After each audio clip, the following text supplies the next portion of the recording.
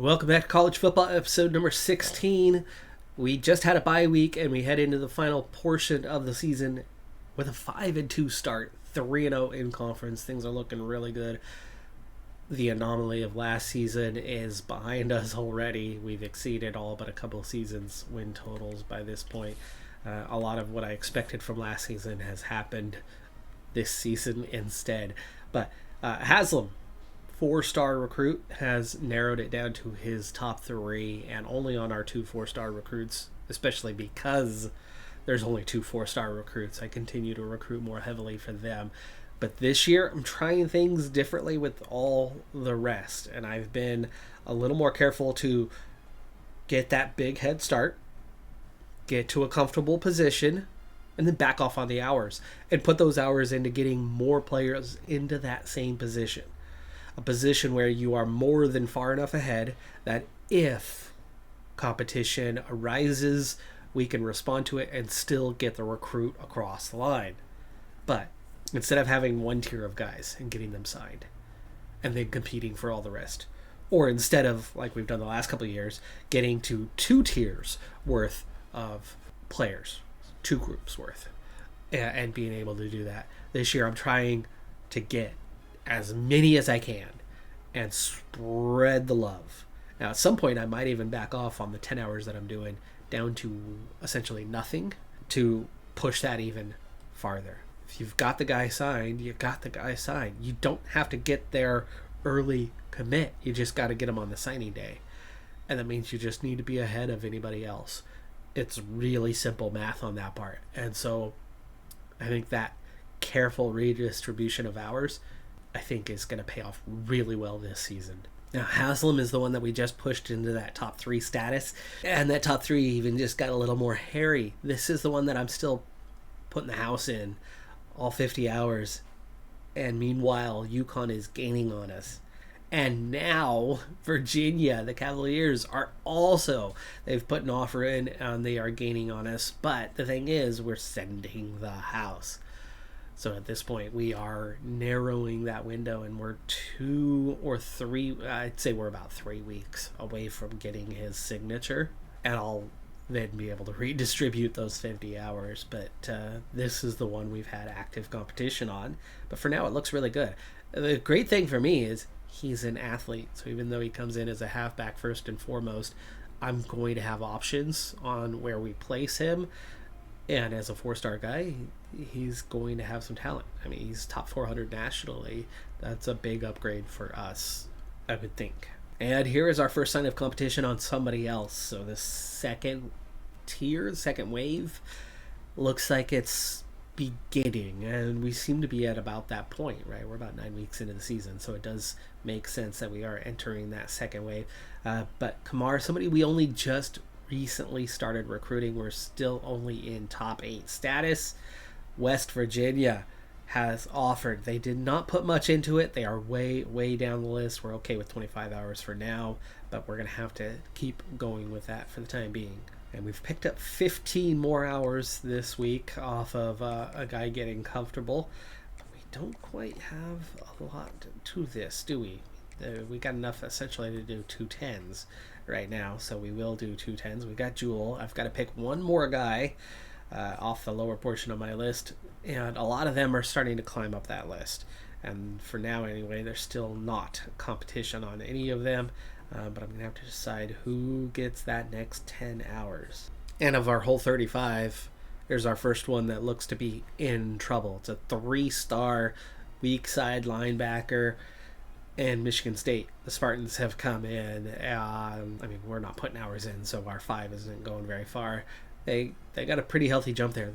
We're in a small stage, though. That does not look like it's a lot of hours. I could maybe try to put the 10 hours in for this week anyway and see what happens with that, or I just instantly move on. We're talking about a guy who's only 1,500 nationally, so he's not high ranked. I think I might be interested in just letting this guy go, letting Michigan State take him, and then moving on to another guy, which means we're going to also need to commit hours to the new replacement one, so we'll do that. There's a good number of 3-star outside linebackers But the deal breaker situation is the concern. And of all of them, the one that I feel like, hey, this is probably our best chance of getting and keeping one of them, is that we've got a guy who cares about being a championship contender.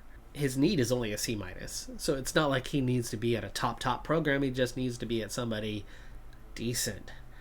We're not really that right now, but the year we're having at 5-2 could easily add a half star or more to the program. And if we continue that trend next year, and especially if we're not losing guys through deal breakers, we're going to be bigger, better, stronger. And I think being a championship contender is something that we can raise the bar on more and more. For now, we're seen as a C. And for now, I think that's a chance to hang on to this guy. We have 0 outside linebackers, so I'm at least going to give it a shot. Next up is Ohio. They're just a 59 overall. We're a plus 20. That should be a comfortable win. You would think. I've had some really bad runs, especially last season where we lost all the games we should win. It's a home game. We should take the win. They're 3-0 in conference, though, somehow. I've decided I want to play this game, but I'm going to play defense only and play 2 to 3 drives and let the AI handle the rest. Let's see if we can actually get the job done against these guys. That's a good start. Tackle for a loss.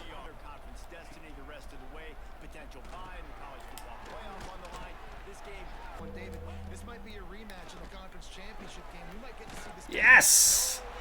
Got the sack. 4th down. Fought off that tackle twice there to get free. And then quarterback started to scramble and still managed to make the movement, the adjustment to wrap him up. And then held on to him too because he was definitely being squirrely there, trying to get away from us. Give me a block, give me a block. There we go. Not a big game, but at least got injured. 3 points on that drive. Let's skip this one. All right, we are into mid-second quarter, up 3-0 as we start what is now drive number 3 on the defensive side of the ball. Second one for me.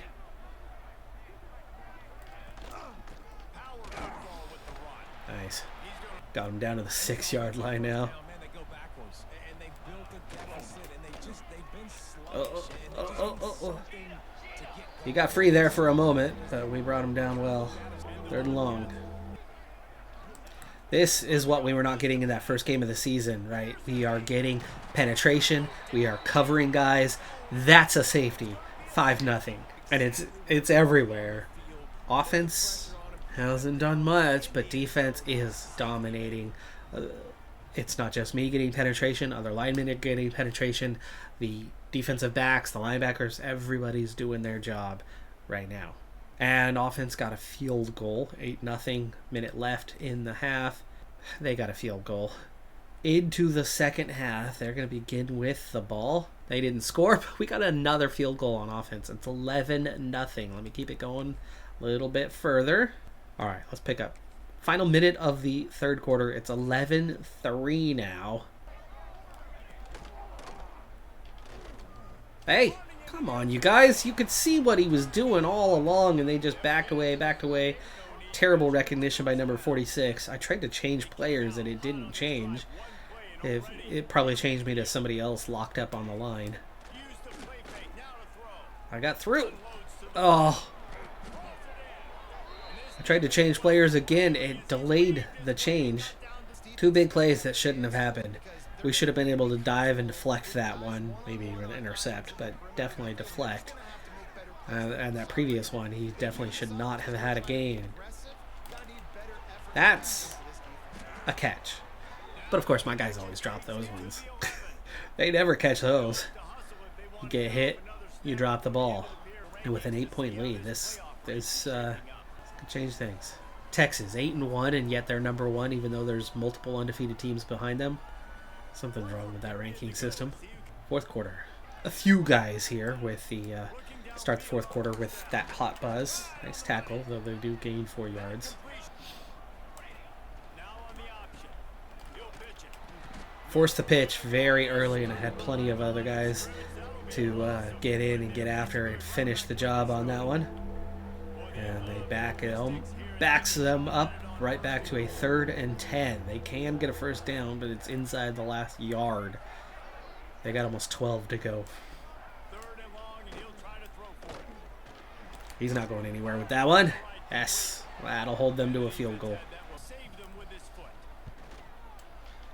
Off the post, that went through. Off the post, and it came straight to the side, and ended up just going through the other side. So they do get the 3 points. So 6-11, now 14. 14-6 now. Minute 43 left in the game, and we're back to an 8-point lead. This could be the game. They are going to be looking deep. Let's go with the cover 6. Let's stack the one side.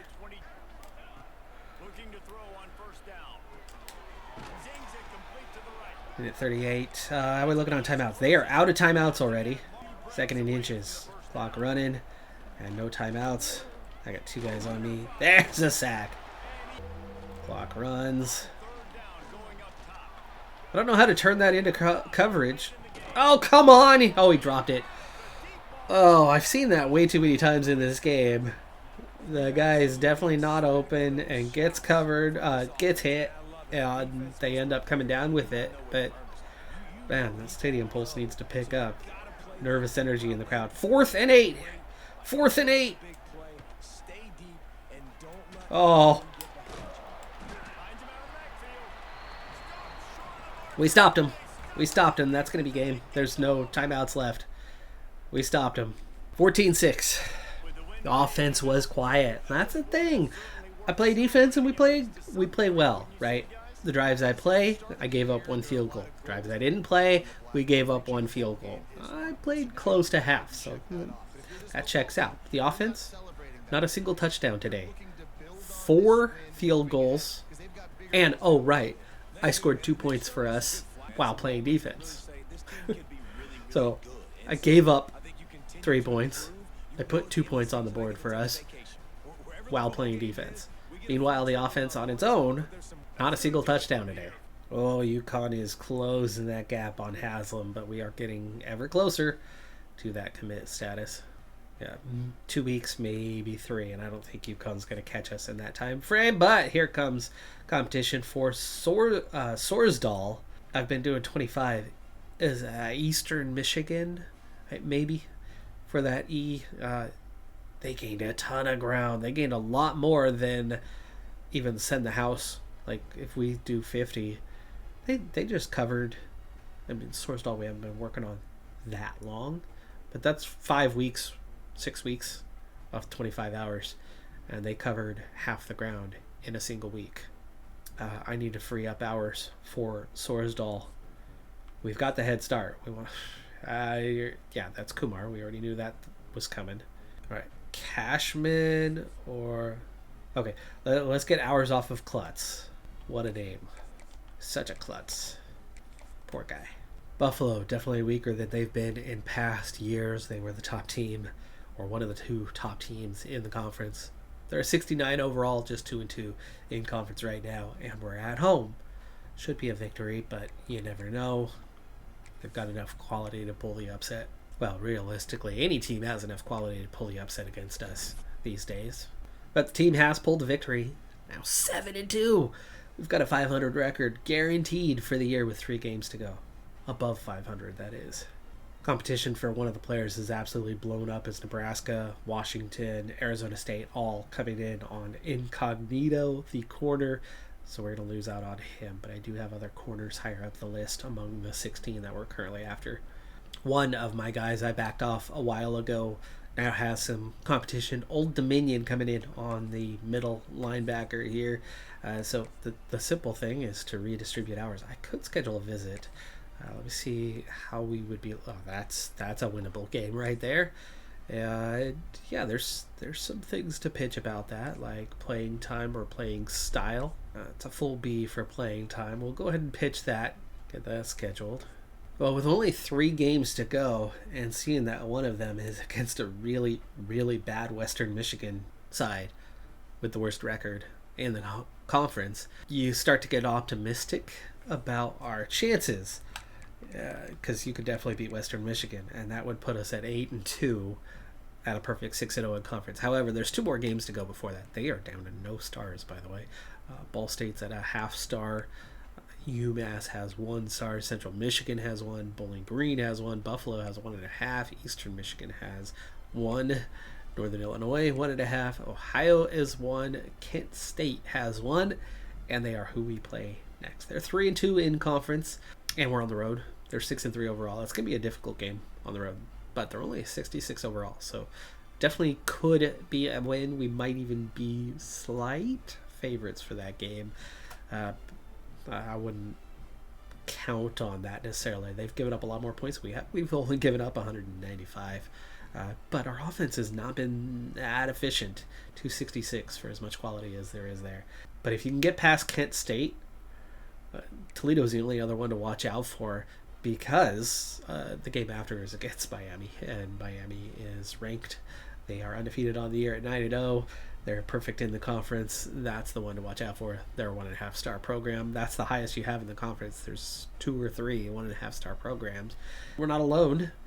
Actually, we're not even in the. No, we're not alone anymore. We're not last in terms of reputation. Western Michigan is, and that's who we finished the season up with. Miami is only a 67, so we actually have a healthy advantage in terms of, on paper, we have the best team in the conference and could and should do what we're doing. But the next 2 games are going to be really tough. If we can split those 2 games, we will find ourselves playing in the conference championship, most certainly. Toledo's the only one to watch out for, chasing us. If we beat Kent State, then kind of regardless of what happens with Miami, unless Toledo wins their last 3 games. Oh, we got our first commitment too. Haslam has committed. Okay, nice. I thought it was going to take at least another week, but he has signed. UConn was definitely coming. XP, that was kind of iffy. No, we lost. So we dropped to 7-3. We may not be playing for a conference championship this season. In terms of worries, though, we're still a C+ championship contender. Playing style is only a single player. I ain't not worried about that. And then playtime, 8 guys. 8 guys are worried about playtime, but most of them aren't good. There's a reason why they're worried about playtime. They're backups. But Aziki is still a player at risk on the pro potential part. That has not changed, even though we've got a good record, and it seems like it would elevate the pro potential. But seemingly that's more about who's been drafted before you and who hasn't. And so those 2 guys are just as concerned now as they were at the beginning of the year about that. The loss was not on the offense this time, it was the defense. 56 points that the defense gave up to Kent State.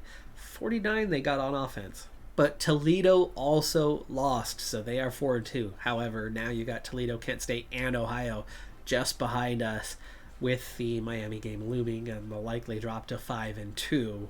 And then you'll probably win the last one to go 6-2. Can we beat Miami, though? We're on the road, though, and they are ranked. They seem to be having a great season. Eastern Michigan definitely did make up some ground, but sitting in the house, the 50 hours worked. They backed off. They took that scholarship away, and we're back into kind of a comfortable state and back down to 10 hours for the moment. We do have that middle linebacker with some competition. I've just upped that to 25 for this week. But we also have a little competition for a corner that we've been pretty comfortable on. With 25, we'll increase our workload there to make sure we get his signature. But we're looking pretty good on these guys. Kamar's still getting chased, and they do seem to be getting closer. So let's go ahead and up this to a full 50. Definitely need to get our quarterback signed. These guys are getting close to being able to back off and redistribute hours. We're only doing 10 on Jewel, but he's doing pretty well with that. We have 50 hours. Let's go ahead and increase him to a 25 and get him into a safe position. He's our 16th recruit, And then we're just now starting to hit the top of the list on some of these guys here behind us, which is obviously a good position to be in. And there's one that's a problem. West Virginia going in pretty big, but, that's not a substantial gain.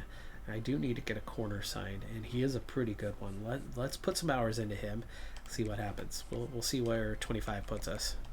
My next target's going to be a right tackle. We have nobody at that position right now that we've been targeting, so even for now, he's a late addition. He was down near the bottom of the list, but Gratz is the target we're going to go after. He's so far climbed up to number 3. We'll be the first one to get after him, and obviously next week that would be enough to get him into the number 1 spot and cut it down to the top 8, so that'll eliminate other contenders from getting in the battle, but obviously would still have 7 coming after us if they wanted. We got the win. We go to 8-3. We are 6-1 in conference, tied with Miami, and it looks almost assured that we are going to rematch with them here in just a couple weeks for a conference championship. Career record broken. Matthew Kindred, one of our recruits, the Akron career sacks record. It's one of the defensive ends, the right end, I believe. One of the guys I've been playing with regularly. We also have Alex Smalls set a single season passing touchdown record. We got a weaker quarterback, but it makes no matter this year as he's got good talent around him. And so we've completed the regular season 9-3, 7-1 in conference. Another career record broken, Arakpo career receptions record. And yet another, it's Alex Small's single season passing yards record. Big year from the quarterback. And we will play Miami, who is still ranked, by the way, in the MAC championship. The big thing was we just beat them. However, it's going to be really hard to do that again. So checking in on what those last 2 games look like. The win against Miami. The big thing was it was on the road, 38-35. Just barely eked out that victory. Western Michigan, 31-16 for that victory. We play Miami again. It says we are home, but I'm assuming no, it is not at home. It's behind the face cam here. Detroit, Michigan will be the host site. Of course, we're both out of Ohio, so we both have about the same distance to cover to go to Detroit for that one. Maybe a little bit different. I don't know where necessarily in Ohio that Akron and or Miami is within Ohio. I do know where Detroit is within Michigan, which is not that far from the Ohio border. So it's a reasonable drive for both sets of fans to attend. Technically we're the home team, but I don't think either side is necessarily going to have any sort of advantage. It'll be a neutral site. But we were on the road and beat them, and we are the better team on paper. However, I'm going to have to play. No matter what, though, we are guaranteed 2 more games for this season. At worst, we're going to be 9-5. At best, we're going to be 10-4. The reason why that's the at best is because if we beat Miami, we're going to the playoff. Wait, hold on. Is each conference winner guaranteed a spot in the playoff? No. It's not each conference winner, right? It's the big 3 conferences are guaranteed. Automatic qualifiers are the top, you have the top 4. So you have Georgia, Ohio State, BYU, Miami, top 4 conference winners. And then you also have another 4. SMU, you got Tulane, you got Alabama, you got Clemson coming in as automatic qualifiers. But that's 8. The only undefeated is Tulane. We knocked off the other would-be undefeated team. So recruiting is on hold as we go through the playoffs and conference championships. And this is us versus Miami. They're a little bit stronger on points per game, but we're putting up 305 yards through the air while they're putting up 210. But they're putting up 209 on the ground. We're putting up 107. So similar in terms of total yardage, as we're kind of 100 yards give or take either way there, meaning it balances out. And then they've got that little bit points per game advantage. Small, 3,600 yards, 28 pass touchdowns, and 62 pass completion percentage. We're a plus 12 on the overall, but that is not a significant advantage, especially when this is the time. This is where I need to get my hands dirty and put up or shut up. But speaking of put up or shut up, it's going to be time to sit this one out. So we are going to have guaranteed 2 more games, win or lose. It does not look like we are going to be in the playoff if we do win. We're not that good. We're not a best of the rest of the smaller conferences, so we will not have a playoff bid even if we win this. So it's just conference championship plus bowl game, and we're guaranteed at 93 and 9-4. We're guaranteed we're going to play in a bowl game. So that's exciting, but those 2 games will be the focal point of the next episode. That's going to do it for this one. I'm Decathlon Gamer. Like, comment, subscribe, and I'll see you next time. Have a good one. Be safe out there. Bye for now.